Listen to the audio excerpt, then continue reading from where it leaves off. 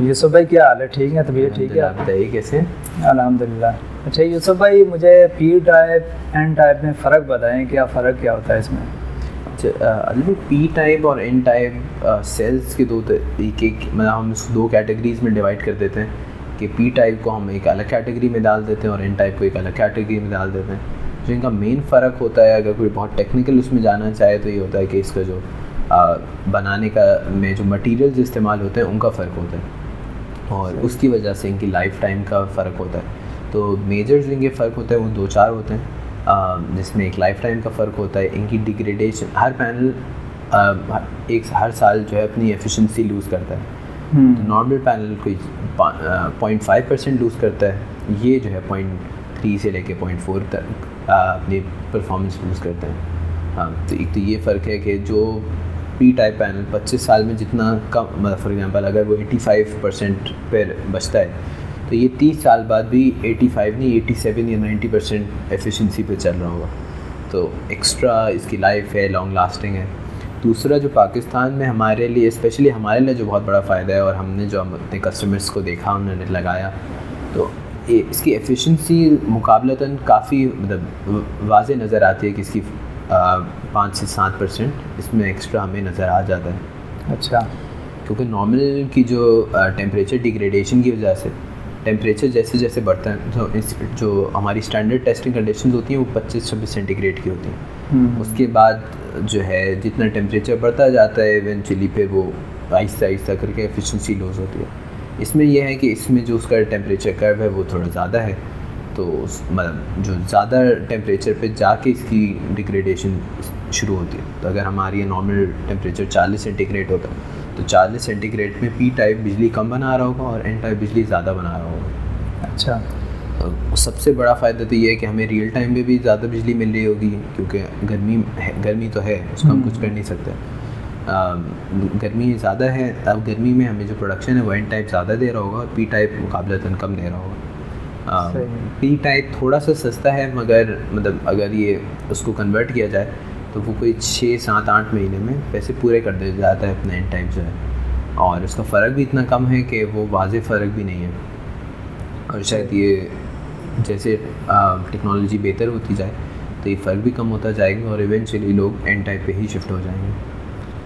तो जिनके पास P type लगे हुए हैं तो उनके लिए कोई हल है? कि बहुत सारे दोस्त मेरे जो उनके पास पुराना सिस्टम लगा हुआ, वो कह रहा है अभी ये नई टेक्नोलॉजी आई है, इस पर हमने शिफ्ट होना है, तो उसका क्या तरीका का है? हमने ना सबसे पहले जो अपने घर पे लगाया था वो 2012 में सिस्टम लगाया था, और वो 2012 में जब आते थे 200-250 वाट के पैनल, हमारे 250 वाट के लगे हुए।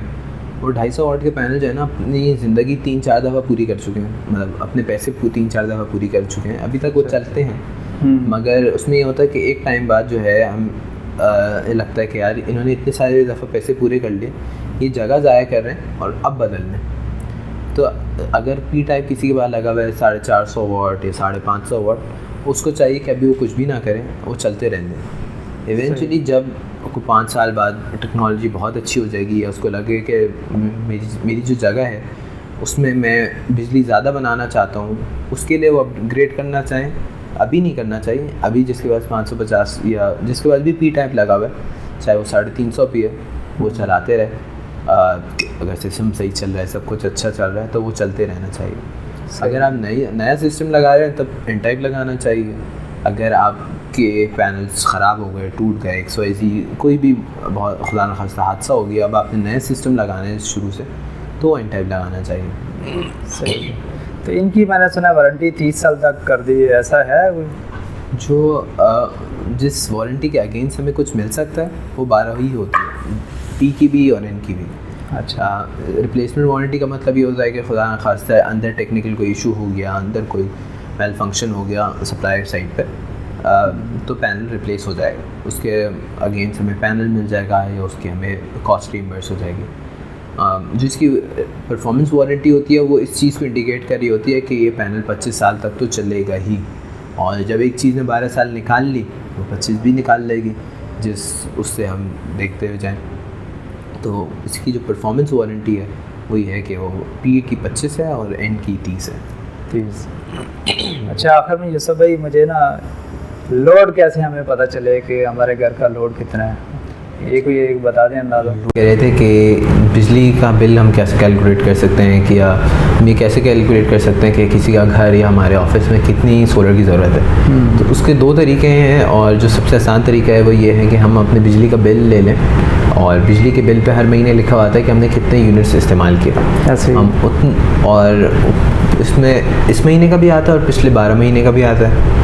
तो वो जो पिछले 12 महीने का है या इस महीने मिला के पिछले 11 महीने का, हम उस सबको एक ऐडअप कर लें और उसका एक एवरेज निकाल लें, और वो जो एवरेज है उसको हम 120 से डिवाइड कर लें, हमारे पास आ जाएगा कि हमें कितने सोलर लगाने की ज़रूरत है। अब हमारे पास आ गया फॉर एग्जांपल 6 किलोवाट आ गया, या हम राउंड ऑफ फिगर लेते हैं, हमारे पास आ गया 10 किलोवाट। ठीक है। अब 10 किलोवाट इस कैलकुलेशन के साथ मतलब ये है कि रोज़ हमारा सिस्टम चलेगा, बारिशें भी नहीं होंगी।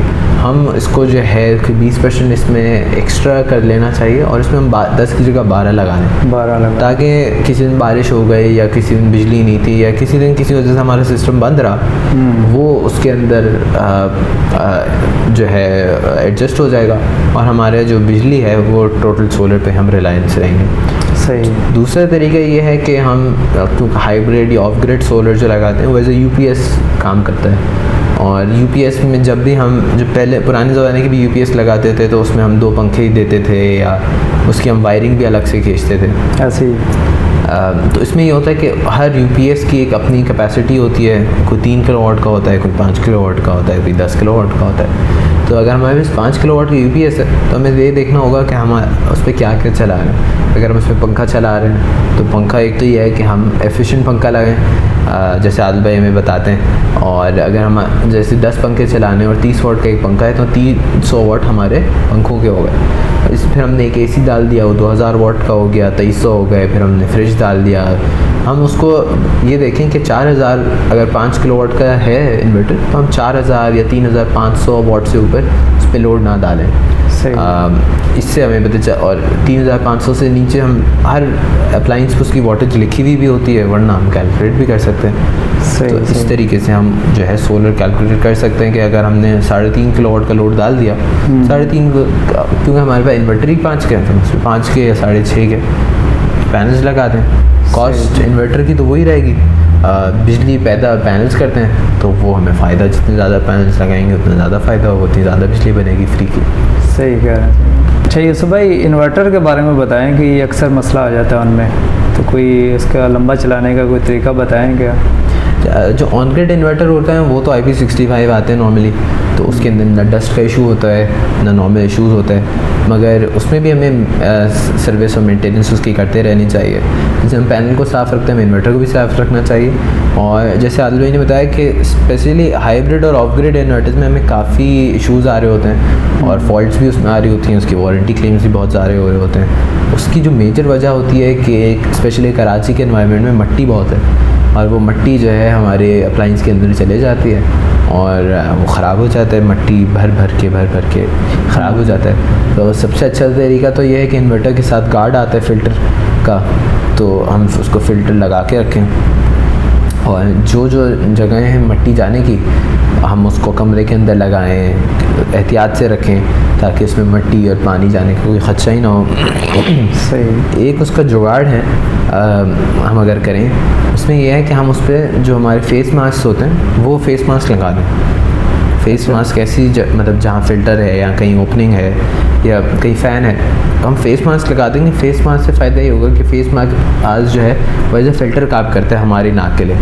हम उसको इन्वर्टर पे लगा देंगे तो इन्वर्टर जो है जहाँ से हवा खींचता है वहाँ पे फेस मास्क लगा होगा और उसके अंदर से हवा आ रही होगी। फेस मास्क हवा ब्लॉक नहीं करेगा जिसकी वजह से इन्वर्टर हीटअप हो जाएगा, बल्कि उसके अंदर से हवा आ जाएगी और फेस मास्क पे मट्टी सारी जम जाएगी। हम 15 दिन में, 1 महीने बाद, 2 महीने बाद जो है फेस मास्क साफ़ कर लें या फेस मास्क रिप्लेस कर दें। फेस मास्क वो भी बहुत सस्ते गए हैं, या उसको साफ़ कर लें हम, तो उससे हमारी इन्वर्टर की जो लाइफ है वो डबल तो आराम से ही हो जाएगी।